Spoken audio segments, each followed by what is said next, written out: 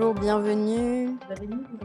Voilà, les personnes arrivent, se connectent. Écoutez, je vais lancer ce Let's CY, donc bienvenue à toutes et à tous. Nous avons aujourd'hui le plaisir de recevoir Aurélien Descamps, qui est l'un des cofondateurs de Sulitest et notamment dernièrement du Sulitest Impact, qui est une société d'économie sociale et solidaire dont l'objet est de développer le Sulitest. Alors, Aurélien va nous dire et nous présenter ce qu'est le Sulitest, mais certains et certaines d'entre vous le connaissent déjà. C'est alors, on connaît surtout le Sulitest par le quiz, qui est une sorte de TOEFL du développement durable, mais le Sulitest, c'est beaucoup plus qu'un simple quiz. C'est tout un tas d'outils numériques pour faire en sorte de massifier, de créer une véritable culture sur les SDGs, sur les objectifs du développement durable. Et CY est depuis longtemps partenaire de Sulitest, en l'ayant développé, en le mettant à disposition des étudiants, des enseignants. Et depuis quelques temps, nous sommes même devenus associés de Sulitest Impact, avec l'idée justement d'être davantage partie prenante du développement de cet outil. Et sans plus tarder, je vais laisser la parole à Aurélien, qui va nous parler et nous présenter donc ce Sulitest. Je t'en prie, Aurélien, c'est à toi. Merci beaucoup Magali, bonjour à toutes et à tous. Je suis ravi d'être là pour ce Let's CY. Donc effectivement, je vais vous présenter ce que fait Sulitest, même si je connais déjà un certain nombre d'entre vous, puisque ça fait longtemps qu'on travaille avec CY. Je vais simplement partager mon écran pour démarrer la présentation que je vais vous faire aujourd'hui. Voilà, normalement, vous devriez bien voir mon écran. Si ce n'est pas le cas, n'hésitez pas à me le faire savoir. Et je vais donc vous parler de ce qu'on fait chez Sulitest. Donc, pour me présenter rapidement, effectivement, comme l'a dit Magali, Aurélien Descamps, je suis l'un des deux cofondateurs de Sulitest avec Jean-Christophe Carteron. Sulitest, qui est un mouvement qu'on a lancé il y a quelques années maintenant, avec cet objectif, effectivement, dont tu parlais, de massifier la culturation au développement durable. En bon français, on dit de rendre le développement durable mainstream, c'est-à-dire, au-delà d'un sujet d'expert ou de convaincu, vraiment d'en faire ce langage commun, cette culture commune qu'on peut partager autour de ces enjeux de durabilité.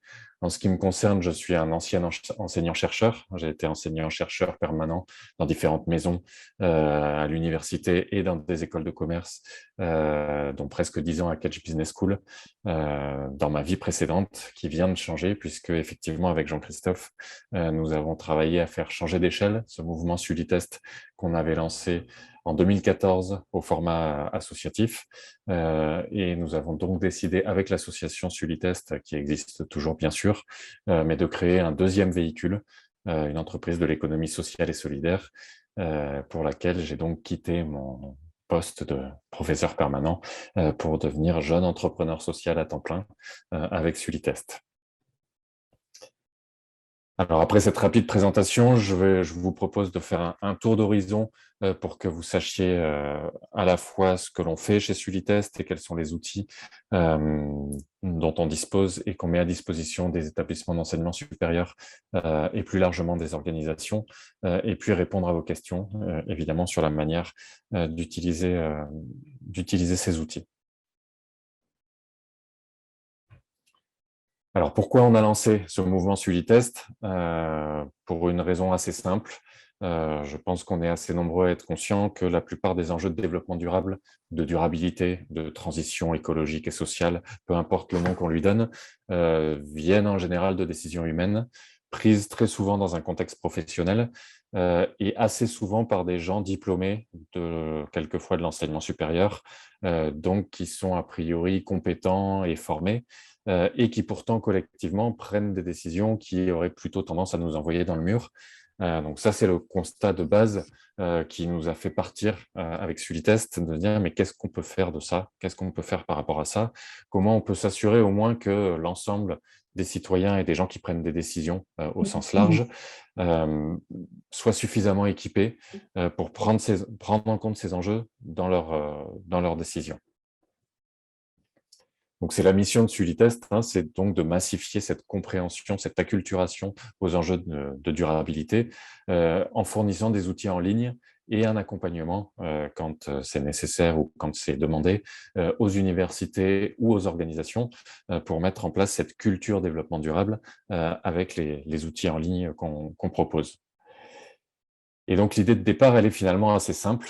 Magali le disait tout à l'heure, il y a quelques années maintenant, quand l'économie s'est mondialisée, on a eu besoin de s'assurer que l'ensemble des diplômés n'étaient pas forcément des professeurs en littérature anglaise, mais avaient le bagage suffisant pour utiliser l'anglais dans un contexte professionnel avec des tests standardisés comme le TOEIC, le TOEFL ou d'autres qui existent aujourd'hui. Et puis, quelques années plus tard, l'économie s'est digitalisée et de la même façon, on a eu besoin de s'assurer que l'ensemble des professionnels ou des diplômés ne soient pas forcément des développeurs ou des programmeurs, mais maîtrisent suffisamment les nouvelles technologies de l'information et de la communication pour utiliser ces outils digitaux dans leur vie quotidienne et professionnelle avec des tests ou des certifications comme PICS en France ou d'autres types de certifications dans d'autres pays. Donc, l'idée de départ, c'est vraiment de créer l'équivalent, mais pour le développement durable. Et c'est ce que Sulitest est en train de construire, cet outil standardisé qui pose la norme minimum que chacun devrait avoir pour être capable de comprendre les enjeux, les ordres de grandeur, de savoir de quoi on parle, et donc de le rattacher à ses compétences, à ses expertises et à sa vie professionnelle par la suite. Donc, on n'en est pas encore là, mais c'est ce qu'on prépare et c'est cet outil certifiant que l'on est en train de développer pour l'année académique prochaine. Pour autant, on a fait un certain nombre de choses avec ce mouvement Sulitest qu'on a lancé. On a déjà développé un certain nombre d'outils, dont certains, comme l'a rappelé Magali, sont utilisés à CY et dans un certain nombre d'établissements d'enseignement supérieur, mais aussi d'entreprises et d'organisations au sens large. Alors, les outils Sulitest, qu'est-ce qu'on a comme outils sur cette plateforme? Le but principal de ces outils, ils ont été développés pour équiper les formateurs étant au sens large, des pédagogues et des enseignants, comme on peut en trouver dans la faculté, par exemple, dans des établissements d'enseignement supérieur, mais plus largement, des facilitateurs ou des formateurs qui travaillent aussi à former tout au long de la vie les adultes qui sont en poste, et donc les équiper, les aider à sensibiliser d'abord et plus largement à créer des agents du changement. Donc, je vais vous parler de deux types de catégories d'outils ici. On a des outils existants qu'on a développés au cours de ces quelques années d'existence avec Sulitest, qui sont actuellement en ligne sur la plateforme et qui sont les outils qui sont actuellement utilisés avec trois outils principaux. Cet outil phare qui est un test en ligne, un test de sensibilisation, donc qui n'est pas un outil de mesure encore, mais un test qui permet de sensibiliser, de s'auto-évaluer et qui permet à l'organisation, que ce soit une université ou un autre type d'organisation, de collecter déjà des indicateurs sur des niveaux d'acculturation ou des niveaux de sensibilité de population qui peuvent être des cohortes d'étudiants, mais aussi du personnel, du staff, voire certaines parties prenantes de l'établissement. Donc ça, c'est notre outil principal aujourd'hui, ce test en ligne. Pour ceux qui le connaissent et qui l'utilisent, vous avez vu qu'il peut être utilisé de différentes façons, mais il est très utilisé à vocation formative aujourd'hui, c'est-à-dire vraiment comme un outil de sensibilisation. On apprend des choses en passant le test, on a des commentaires d'apprentissage, on a la réponse à chaque question et on a un score à la fin qui permet de se positionner pour savoir un peu où on en est par rapport au développement durable, se rendre compte qu'en général, on sait des choses, mais qu'on ne sait pas tout sur l'ensemble du domaine pour avoir une approche systémique du développement durable, si on prend les 17 objectifs du développement durable, par exemple, comme référentiel. Et puis, pour engager une démarche d'apprentissage, et évidemment avoir envie d'aller un peu plus loin que simplement la sensibilisation et savoir où on en est aujourd'hui, et donc pouvoir évoluer dans cet apprentissage du développement durable. Et puis, on a deux autres outils qui sont un quiz qui est une version plus courte du test, qui est un jeu qui se joue en équipe, donc là, qui a besoin d'un facilitateur, contrairement au test qui peut se prendre individuellement en ligne. Donc le quiz, c'est vraiment le jeu pour jouer le rôle de brise-glace. Moi, je l'ai beaucoup utilisé dans la salle de classe avec mes étudiants. On l'a aussi utilisé dans des conférences à l'ONU avec 300 personnes dans la salle ou à l'Assemblée nationale avec une soixantaine de députés. Le résultat est en général le même. Tout le monde crie, triche, essaye d'être l'équipe gagnante. Et à la fin, on dévoile l'équipe gagnante de ce quiz. Donc évidemment, c'est une version très courte, donc on n'a pas appris beaucoup de choses sur le développement durable, mais en général, on s'est bien amusé et on a envie d'aller un peu plus loin et d'en apprendre un peu plus sur ces questions-là. Et puis, dernier outil, moi, que j'aime beaucoup et que je défends beaucoup, qu'on a développé, qui s'appelle Looping, qui est un outil de pédagogie inversée qui utilise l'apprentissage par les pairs et éventuellement l'évaluation par les pairs, si on a envie, pour sensibiliser au développement durable. Donc, l'esprit de cet outil, on s'est rendu compte que de devoir créer des questions qui font du sens, qui ont une source qui est rigoureuse et qui apprennent quelque chose sur le développement durable, c'est en soi un exercice pédagogique intéressant. Donc, on a une plateforme pédagogique qui permet de faire ça, qui est utilisée soit par des professeurs dans le cadre de leurs cours, pour rattacher leurs cours aux problématiques du développement durable, par exemple, soit par des groupes projets qui développent des ressources spécifiques et des modules spécifiques pour le test, et donc qui utilisent cet outil. Donc ça, c'est ce qui existe aujourd'hui. L'ensemble de ces outils sont disponibles gratuitement en ligne et un abonnement premium permet de faire des choses en plus, dont je donnerai quelques exemples juste après, et notamment de customiser ces outils avec des modules propres et des ressources propres à ces problématiques. Donc on part de là, et c'est ce que vous trouvez en ligne actuellement si vous allez sur la plateforme Sulitest, et puis on a dans nos cartons 2 outils qui vont arriver, dont le premier est ce fameux standard, donc passer d'un test de sensibilisation à un test en ligne qui va être un outil certifiant, vraiment un outil de mesure qui mesure un domaine de connaissance et un niveau sur ce domaine de connaissance en développement durable, et donc qui va arriver dès la rentrée prochaine, dès l'année académique prochaine. Et puis un deuxième outil qui est, lui, pour le coup, qui arrivera un peu plus tard, mais qui va travailler sur le passage à l'action. On envisage de développer un badge de passage à l'action qui aura pour but une fois qu'on sait, et qu'éventuellement on a certifié le fait que l'on connaît le développement durable, jouer le rôle de moteur de recommandation pour passer à l'action et pour savoir quoi faire en premier si je veux passer du savoir à l'action. Donc ça vous donne une image d'ensemble de l'écosystème d'outils Sulitest. Et pour voilà, vous dire un peu où on en est aujourd'hui, on a lancé ce mouvement il y a quelques années et puis le mouvement a grossi. Donc c'est un mouvement international avec une communauté internationale de contributeurs, des réseaux, des universités, d'autres organisations dont certains sont rattachés à l'ONU, qui travaillent au développement du mouvement et des outils. Le test est disponible en 10 langues aujourd'hui avec des modules locaux qui sont des modules spécifiques à certains pays, au-delà des ressources qui sont disponibles pour tous, et certains modules liés aux objectifs de développement durable qu'on a développés en partenariat avec les Nations Unies. Donc c'est un mouvement voilà, qui prend de l'ampleur. Chaque année, l'initiative Sulitest rend compte de l'évolution de la sensibilisation et de la connaissance sur le développement durable au forum politique de haut niveau à l'ONU. Et donc, on fournit un rapport qui propose une cartographie de l'évolution de cette connaissance, dont le prochain sera donc publié en juillet au moment du forum politique de haut niveau. Et pour vous donner un ordre d'idée, voilà, c'est un peu plus de 240 000 personnes qui ont passé ce test, aujourd'hui. Alors, pour vous en dire un peu plus sur comment ça marche et comment on utilise les outils, concrètement, ça se passe comme ça. Ça vous donne un aperçu, même si je sais que certains d'entre vous l'utilisent déjà. Le test en ligne dont je vous parlais, qui est notre outil aujourd'hui, notre test de sensibilisation.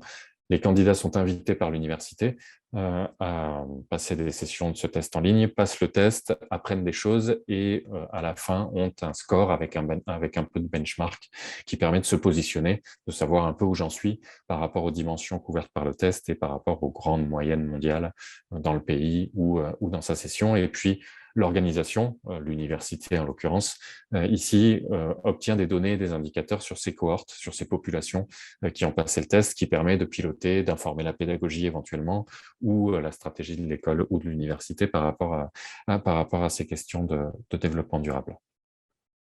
Donc ça, c'est le test qui est encore une fois disponible en ligne de façon gratuite et qui a, comme par exemple le fait CY, la possibilité d'activer un abonnement dit premium pour faire des choses en plus et notamment pour développer des modules personnalisés à rajouter dans les outils que je vous ai présentés juste avant, le test ou bien le quiz, ou d'utiliser Looping pour développer ces modules personnalisés. Donc en général, quand on est une université ou une école, c'est plutôt pour rattacher à ses expertises ou ses disciplines propres et donc développer des modules ou des parties du test qui soient spécifiques à ces disciplines. Quand on est plus largement une organisation, on peut rattacher aussi ça à des problématiques métiers, à une stratégie ou à une culture organisationnelle. Donc on a cette option qui permet d'aller un peu plus loin et de customiser les ressources disponibles. Pour vous donner quelques exemples sur des manières de combiner ces outils et d'utiliser cette customisation, on a documenté des études de cas que vous trouvez sur notre site internet, dont je vous donne un aperçu ici sur la manière de faire. L'exemple de Kedge, que je connais bien puisque j'ai été prof à Kedge pendant une dizaine d'années, donc c'est pour ça que je me permets de le développer ici, puisqu'on a beaucoup poussé à une utilisation avancée de ces outils dans la pédagogie. On voit qu'on a une première manière de combiner ces outils. On peut utiliser le quiz dans des événements type Semaine du développement durable au moment des séminaires d'intégration à l'entrée. L'awareness test, donc ce test de sensibilisation, il est utilisé 2 fois, une fois à l'entrée, une fois à la sortie. Aujourd'hui à Kedge pour sensibiliser et collecter des indicateurs sur où en sont les gens à l'entrée et à la sortie. Et puis entre les deux, la plateforme de pédagogie inversée est utilisée pour développer des questions spécialisées dans des cours. J'étais professeur d'économie à Kedge et donc je travaille à rattacher les objectifs de développement durable à mon cours d'économie avec mes étudiants. Systématiquement, 2 séances du cours étaient consacrées à l'utilisation de Looping pour développer les bonnes questions qui devraient être dans le test pour rattacher les ODD à mon cours d'économie. Et en général, je piochais quelques questions pour l'examen final dans ces questions qui avaient été co-créées avec les étudiants, ce qui leur plaisait pas mal pour voir que ce qu'ils avaient créé servait effectivement et était utilisé par la suite. Et puis les modules customisés, donc qui permettaient de rattacher aux expertises et aux disciplines de l'école. Un module sur la finance responsable, par exemple, avec le département finance, ou sur la supply chain durable avec le centre de recherche sur la supply chain de l'école. Donc voilà un premier exemple que vous trouverez de façon plus documentée sur notre site internet. Deuxième exemple avec une école d'ingénieurs à Dublin, TU Dublin, que j'aime beaucoup aussi, qui se sert des outils de 2 façons pour le développement et la formation des formateurs. D'abord, pour, encore une fois, rattacher le développement durable aux expertises maison et aux enseignants-chercheurs qui interviennent à l'école, et avec les étudiants qui s'en servent vraiment comme quelque part une étincelle, créer un déclic chez les étudiants qui passent le test au début de leur cours pour avoir une vision d'ensemble du développement durable et qui se lancent ensuite dans un exercice de réflexion et dans un suivi de projet qui va leur demander de produire du contenu, quel que soit le contenu, mais il y en a beaucoup qui produisent des vidéos que vous retrouvez sur les réseaux sociaux et sur LinkedIn avec le hashtag Sulitest, qui je vous encourage à chercher puisque c'est assez intéressant et qui montre, une fois qu'ils ont passé le test et qu'ils ont pris conscience de ces problématiques-là, qu'est-ce qu'ils ont changé dans le cadre de leur projet étudiant. On cite toujours ce chiffre parce que moi, il me motive tous les jours personnellement dans ce qu'on fait avec Sulitest. Une des enseignantes a fait un petit sondage, alors qui reste un sondage dans le cadre d'une cohorte particulière et d'une classe, mais qui dit que presque 80% des étudiants, après avoir pris conscience de ces enjeux, ont changé un aspect ou un autre de leur vie comme un résultat ou comme un impact de l'utilisation de ces outils. Bon, je passe assez vite là-dessus, mais ça vous donne un ordre d'idée sur les autres types de ressources que vous trouvez en ligne. On a développé des ressources un peu sur mesure avec certains réseaux ou certains acteurs Vous trouverez, si vous allez sur le site ou si vous utilisez ces outils, un module sur l'économie circulaire, par exemple, fait avec le programme des Nations Unies sur l'environnement, ou un module sur les océans, sur l'ODD 14, fait avec UNBESA. Et puis, on peut faire aussi des choses vraiment customisées en allant un peu plus loin sur la customisation. On l'a fait avec l'Agence française de développement sur ODD, territoire d'outre-mer, par exemple, ce qui vous donne un ordre d'idée du terrain de jeu et des possibles sur l'utilisation de ces outils et puis leur communication, leur customisation, pardon. Dernier élément, je finis par ça, puisque là, je vous ai parlé jusqu'ici de ce qui existait aujourd'hui. Le prochain outil qui arrive est celui dont on rêve depuis des années. On rêve de créer le TOEFL du développement durable, comme le disait Magali, cet outil incontournable qui devient la norme pour tous et qui, quelque part, rehausse le standard qu'il faut avoir en termes de connaissances sur le développement durable. Donc, un outil certifiant sous format test en ligne et format certificat en ligne sur un domaine de connaissances que l'on veut, là encore une fois, systémique, donc qui va être communiqué avec la sortie de cet outil à partir de septembre et qui a donc vocation à devenir le premier certificat en ligne qui évalue un niveau de connaissance en durabilité utilisable pour des cohortes d'étudiants ou de personnel de façon robuste et comparable par pays et par organisation, donc d'en faire un outil reconnu pour l'employabilité et le développement de carrière, puisque ça devient la norme incontournable, le standard incontournable qu'il faut avoir en termes de connaissances sur le développement durable et qui permet de produire des données et des indicateurs fiables pour ces parties prenantes pouvant être très diverses, évidemment. Si on est un établissement d'enseignement supérieur, les étudiants qui poussent un peu en ce moment, comme vous avez dû vous en apercevoir sans doute, mais aussi les accréditeurs ou les classements ou les organismes de tutelle suivant son statut. Mais dès lors qu'on cherche à rendre compte de ce qu'on fait à ces parties prenantes en termes de durabilité, là, on propose un outil qui permet de dégager des mesures d'impact. On peut mettre beaucoup de moyens en place, plus de cours, plus de recherche, meilleure gestion du campus, meilleure stratégie. À la fin, on propose un outil qui permet de mesurer qu'effectivement, nos étudiants sortent avec un certain niveau de connaissances sur ces questions-là. Donc, c'est ce qui arrive maintenant et je termine là-dessus, puisque ce sont des discussions en cours et on est en train de mener notre campagne pour trouver des change leaders, c'est-à-dire ces leaders de changement qui vont s'engager à utiliser ce certificat, non pas seulement pour un master développement durable ou une cohorte spécifique qui est déjà sensibilisée ou qui a déjà une connaissance de ces enjeux-là, mais à massifier. Alors évidemment, avec une montée en puissance graduelle, hein, on connaît bien l'enseignement supérieur, donc on sait comment ça se passe, mais qui va s'engager à horizon 3 ans à proposer ce certificat à au moins 75% de ses diplômés comme un moyen, toujours ce même objectif et cette mission qui nous pousse de massifier l'acculturation au développement durable. Je vous remercie beaucoup pour votre attention et je partagerai évidemment ce support et je serai ravi de répondre à vos questions. Merci beaucoup Aurélien. Et première question d'Adrien. Oui, bonjour à tout le monde. Bonjour Aurélien, merci.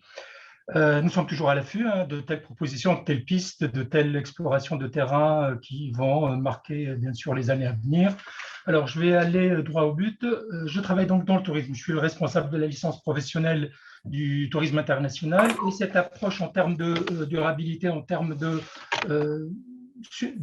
tests, de sensibilisation, d'information, de certification et de passage à l'action nous interpelle, nous intéresse. Alors, tu me diras si ce que je vais décliner pourrait réussir, pourrait bénéficier éventuellement de vos connaissances, de votre apport et de votre expertise. Alors, j'aimerais bien justement créer ce type d'outil qui sera à la fois un test, qui sera une sorte de carnet de compétences, c'est-à-dire je veux transformer ce test-là, ces connaissances-là exigibles en termes de durabilité, à la fois traduites, déclinées dans le tourisme, à la fois en termes de certification et à la fois en termes de vérification des compétences de mes étudiants sortant Bac plus 3.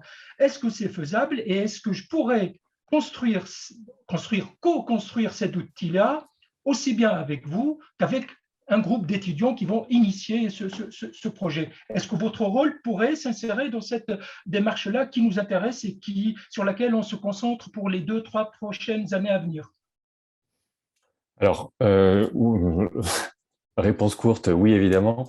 Réponse un peu moins courte, comment on fait et comment ça peut s'organiser.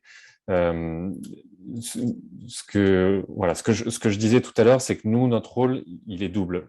On a un premier rôle, c'est de fournir des outils. Donc ça, les outils sont là, ils sont mobilisables et il y a tout à fait de quoi faire ce dont tu parles, en sachant qu'aujourd'hui, on est quand même plutôt sur la connaissance que sur l'ensemble du scope des compétences, mais la customisation sert à ça, puisque typiquement les compétences qu'il faut pour un tourisme durable, nous, on n'est pas des professionnels du tourisme, donc c'est plutôt vous qui avez ce savoir-là et cette expertise-là. Donc l'idée, c'est vraiment d'avoir une manière personnalisée de brancher des outils dans un programme ou dans un parcours. Et donc, ce serait tout à fait possible d'imaginer quelque chose, alors à affiner évidemment, mais comme un test sur les grands enjeux à l'entrée pour amener ces grands enjeux et cette appropriation du développement durable aux étudiants. Et puis, co-développer avec eux un ou plusieurs modules qui va aller sur les compétences et la connaissance spécifique qu'il faut pour le tourisme durable, en utilisant la plateforme de pédagogie inversée, par exemple, et en formant des modules qui vont servir à ça, qui vont servir à vraiment mettre de la progression dans l'apprentissage et à arriver à un certain niveau. Sur la certification, donc ça, c'est tout à fait possible et c'est fait pour ça. Ça se branche dans la pédagogie. On peut vous accompagner à utiliser les outils et si vous avez envie qu'on accompagne plus et qu'on vienne carrément co-designer avec vous le parcours, ça, c'est des choses qu'on peut faire aussi, qui se discutent en détail pour aller un peu plus loin. Sur l'aspect certification, nous, ce qu'on va proposer, c'est la certification Sulitest sera sur le développement durable en général d'abord. Et ensuite, on envisage évidemment de décliner cette certification avec peut-être des thématiques particulières, des expertises ou des métiers. Et ça ne sera pas là dès l'année prochaine. Donc, ce qui peut se faire dès l'année prochaine, c'est de se dire, on vise la certification des étudiants, c'est-à-dire certifier un niveau de connaissance en développement durable, quelque part, quelle que soit la spécialité, et de vous utiliser la customisation pour construire votre propre certification maison sur cette thématique-là, et voir d'aller en fonction de comment ça marche. Si vous aviez envie de la diffuser au-delà de CY, c'est quelque chose dont il faudrait qu'on discute dans une deuxième étape.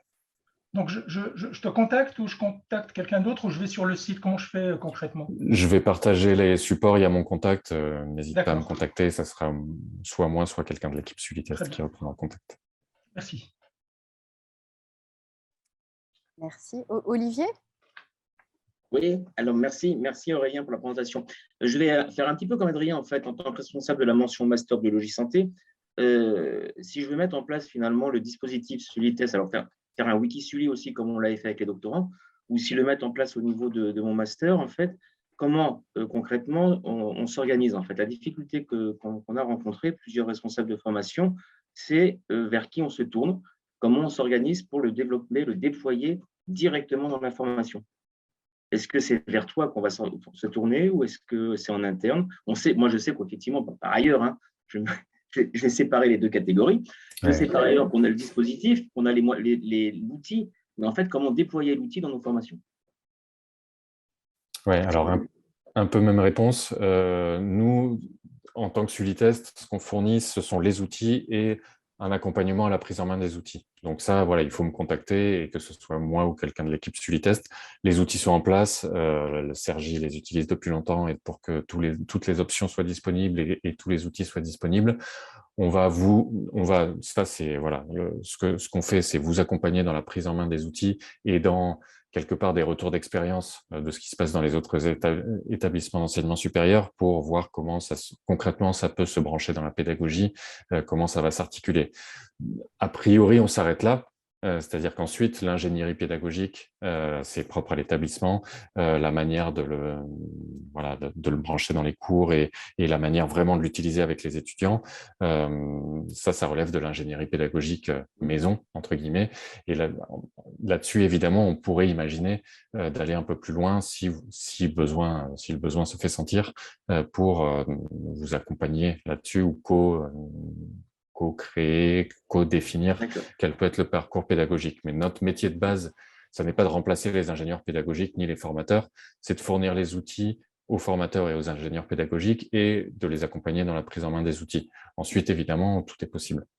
Ok, après, j'avais une deuxième question, c'est qu'il y a beaucoup d'acteurs sur le secteur, en particulier sur la certification. Il y a aussi Label Éduc qui se positionne. Nous, on travaille aussi dans S3C Anthropocène avec l'UVED pour monter un corpus de programmes. Comment tu vois, toi, au niveau du Sulitest, de la communauté Sulitest, finalement, comment tu vois l'articulation entre tous ces acteurs? Oui, bah, évidemment, c'est très important. Cette approche écosystémique, elle est importante. On navigue dans les mêmes écosystèmes, on sait qu'on pousse tous dans le même sens et que l'important, c'est de pouvoir se coordonner de façon intelligente et pas réinventer la roue à chaque fois. Je pense que le Label Éduc, on connaît très bien, on a une assemblée de fellows, de parties prenantes qui sont impliquées dans la définition du certificat dont Label Éduc fait partie avec plein d'autres acteurs, évidemment. Et on a des discussions avec l'UVED aussi. On a un profil particulier, c'est-à-dire que nous, on développe pas de ressources pédagogiques en tant que telles, on développe pas de MOOC ou de ressources en ligne comme l'UVED peut le faire, et on certifie pas un établissement. Nous, on va certifier au niveau individuel un niveau de connaissance des étudiants, ce qui fait qu'on est assez complémentaires finalement. Pour prendre un exemple, je dis pas que c'est ce qui va se passer parce que je laisse Label Éduc, je parle pas à la place de Label Éduc bien sûr, mais Label Éduc certifie ou labellise plutôt un programme, un des critères pour labelliser ce programme va être comment vous assurer que les étudiants aient un niveau minimum de connaissances sur le développement durable. Et donc, un des outils pour faire ça pourrait être Sulitest ou son certificat comme un des outils de réponse à Label Éduc, au label des DRS, aux accréditations, au ranking, quel qu'il soit. Donc ça, c'est une première manière de se coordonner. Plutôt sur le côté UVED, on a très envie d'aller vers des plateformes de MOOC ou du genre de l'UVED. On est aujourd'hui sur SDG Learn, qui est la plateforme des Nations Unies sur les ODD, qui fait de la curation effectivement de MOOC, de ressources en ligne, etc. Et nous, donc sur SDG Learn, on est référencé comme un micro-learning, c'est-à-dire qu'on n'est pas une ressource pédagogique en tant que telle, mais on est une ressource à disposition des ressources pédagogiques. Donc, on pourrait très bien imaginer dans un parcours à l'UVED ou sur une autre plateforme, passer un test en entrée, en fonction de son test, en choisir dans le catalogue des ressources pédagogiques disponibles, construire son parcours comme ça, et puis à différentes étapes de son parcours pédagogique, on a un outil Sulitest qui peut servir à mesurer quelque chose. Merci beaucoup Aurélien. Alors, je ne vois pas d'autres mains levées, donc je vais donner la parole.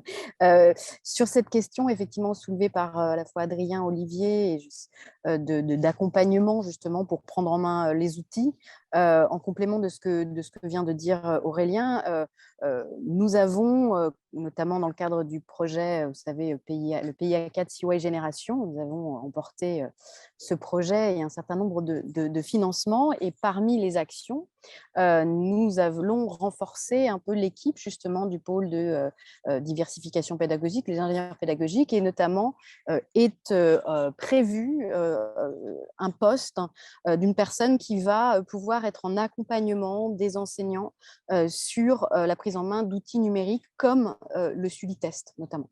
Donc ça, c'est aussi quelqu'un qui va pouvoir être là aussi en accompagnement en interne, et puis qui pourra aussi être un relais identifié au sein de notre structure, aussi même pour l'équipe du Sulitest, et faire le va-et-vient pour faire en sorte justement que ces outils, notamment cet outil de pédagogie inversée, puissent vraiment être pris en main, comme toi pour le tourisme, Adrien, Olivier sur la biologie, sur permettre à partir de cette façon aussi, cette méthodologie de se poser les bonnes questions pour atterrir sur des modules de formation de tourisme durable, en plus de la finance durable, du droit public durable. C'est pas des mathématiques, en quoi la modélisation, justement, en lien avec les ODD, on peut orienter un cours de mathématiques pour s'en emparer et le mettre en compatibilité avec les ODD. Donc voilà, en interne, nous avons ce projet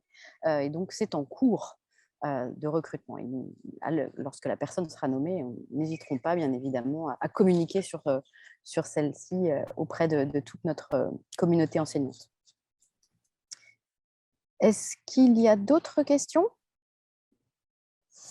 Alors, sachant que le temps de cette petite pastille est écoulé, mais bien sûr, n'hésitez pas, hein, si dans l'Assemblée, il y a d'autres questions qui vous viennent. Bien, si peut-être Karine qui remercie Aurélien. Merci à toi, Karine. Avec plaisir. Bonjour, Karine. Et écoutez, merci beaucoup à toutes et à tous. Bon week-end. Et puis, alors, je n'ai pas le programme du Let's CY de la semaine prochaine. Est-ce que peut-être quelqu'un... Non, bon, alors, ça doit être sur le site. Je ne sais pas si... Bon, alors, on va se quitter. Est-ce que vous m'entendez? Oui, Isabelle. On est en train de consolider. Voilà, ce sera confirmé en début de semaine. On n'est pas certain de pouvoir en tenir un. D'accord. Donc, c'est peut-être le programme de dernière minute. D'accord. Donc, on était peut-être sur le dernier Let's CY de l'année, alors. Universitaire. Oui, tout à fait. Peut-être. C'est très bien, ça termine sur...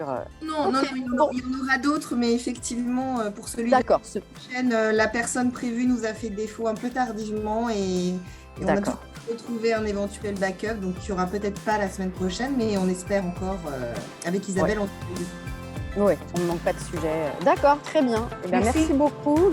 Merci à toutes et à tous. À bientôt. Merci beaucoup. Au revoir. Merci beaucoup, Aurélien.